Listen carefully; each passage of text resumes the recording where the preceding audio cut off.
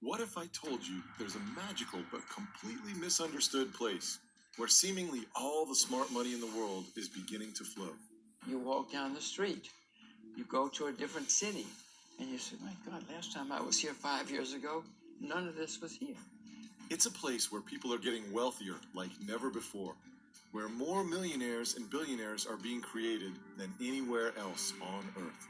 That transformation is probably the most rapid and significant, I think, in humankind ever. It will probably come as no surprise that the world's richest and most successful individuals have already discovered this miraculous place. People like Warren Buffett, Charlie Munger, Bill Gates, George Soros, Elon Musk, Jeff Bezos, Jim Rogers, and more. And the money being made here is incredible.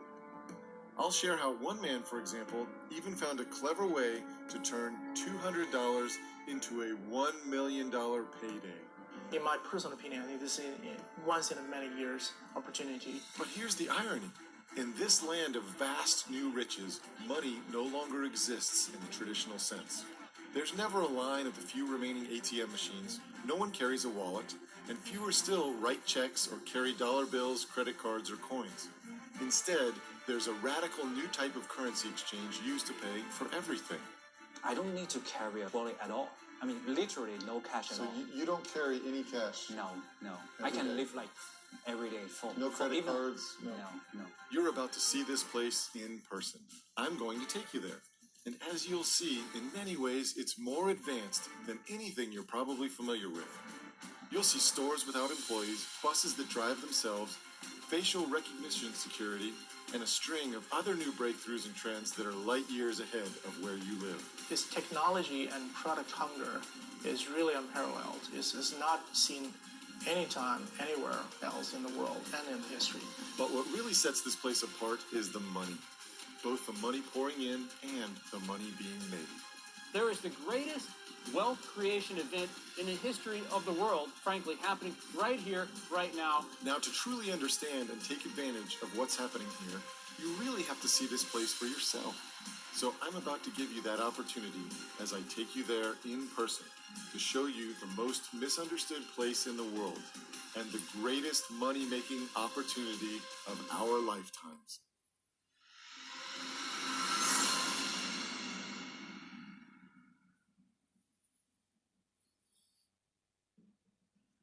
Hi, my name is Steve Sugarrood. I'm a former hedge fund manager, but I'm excited today to play tour guide and take you on this incredible adventure. Right now, I'm at the Newark Airport. I left my island home in Florida early this morning, and now I'm about to hop on a plane and take you to this place where so much money is flowing, so much wealth is being created, and where you really can get a glimpse into the future. But before we go forward, we need to first step back. This is a journey that I started more than 20 years ago and have continued many times in recent years. Every time I come here, I'm even more amazed. What I've realized is there's never been a bigger distortion between perception and reality than I see in this place, right here, right now. What people think about this place is nothing even close to what it really is or what it's becoming. So what is this place that I've been talking about? Well, as you can probably tell from what you see behind me, we are in China. I'm standing on the Great Wall of China at a place called Mutanyu, roughly 50 miles north of Beijing. This section of the wall was built beginning more than 600 years ago, back in the 1300s. Isn't this place incredible? On a clear day, you can see for over 20 miles. But here's the incredible thing. China is not only radically different from the place it was 600 years ago, it is also completely different from the place it was just a generation ago, even from a political point of view. They call themselves communists, but they were probably the best capitalists in the world in 2018, 2019. California is more communist than China is. Massachusetts is more communist than China. And this incredible adaptation of capitalism has transformed the country in just a single generation. People who are my age, in their 40s and 50s, grew up in a very different time. In Beijing, I met with a successful hedge fund manager, and the stories he told me were incredible. When I was a kid, when I read book, we do not have electricity. At night I need to use candle. I heard the same story again and again as I met with some of China's most successful people. When I grew up, I was born in 75 and lived in China till the age of 10 in Hunan province, which is fairly poor, but back then everyone's poor in China. And we still had to have rations, like coupons for meat, for eggs, for material to make clothing with. And you're lucky if you had one new outfit per year. Coupons. Yes, exactly. Fast forward 40 years, and here is a glimpse of China today after years of lightning-fast growth.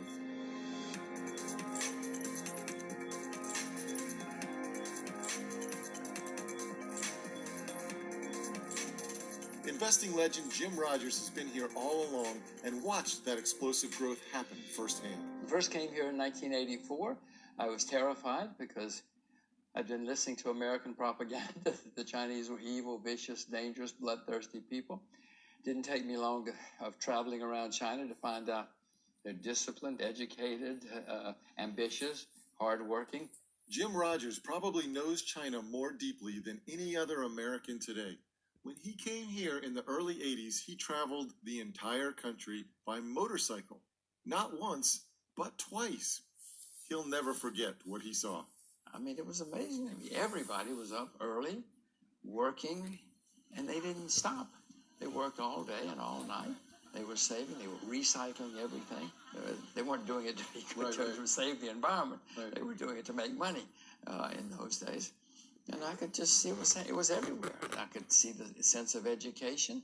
I could see the ambition. I could see the sense that our children should have a better life. I mean, it was just everywhere.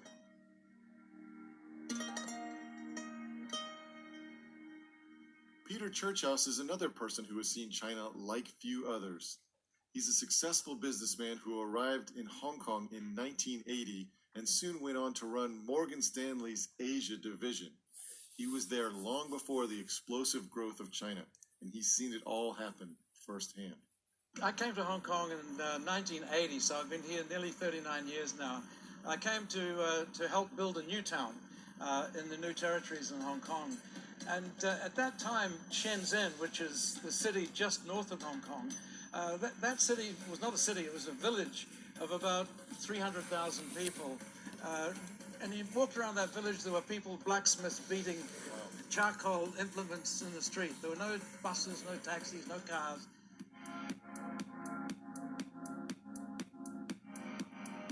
Now, it's a city of 11 million people. It's the center of the biggest manufacturing conglomeration in the planet.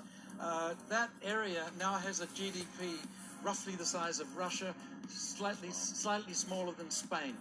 And that was nothing. It had nothing 38 years ago. So that's the kind of development. Potentially the highest tech company in the world. Oh, yes. I mean, so many of the China and the European and American tech companies have their operations based in that area. 66 million people in that area right now. It has the biggest manufacturing center in the world. It has 400 million air passengers flying through that place. So why do so few Americans know the truth about what's happening in China today? Most Americans really know what they know about China through the lens of the media. China is really going in extremely dangerous directions. This is a country that is ripping off the United States. The biggest threat, obviously, is China. So you end up having sort of a warped view on China that tends to have more negative stories, and that's structural. It's not malicious. And so I think a lot of Americans can be excused for having certain preconceptions about what China is like. What I tell Americans about the negative press is I think the media does a disservice. There's a lot of misperceptions around China. But what's really happening in China is this is their moment. They are now a global power. They're the second largest economy in the world, will be the largest. The first time I came to China, it was in the early 1990s, and I was in Shanghai, and I went to the old Shanghai Stock Exchange, which I went in and they said, no pictures, no pictures. At first, I thought it was for security reasons. They didn't want any pictures in the stock market. But instead, I realized they didn't want people to see how dingy the Shanghai Stock Exchange was. And a couple blocks away on the Bund, I went to a meeting with a company called Shanghai Lujiazhui Finance and Trade Zone Development Company. They said, this is what Pudong is going to look like in a very short period of time. There was nothing there. So how you could go from essentially nothing in Pudong to Manhattan in 10 years, I said, there's no way. This is impossible. This would never happen.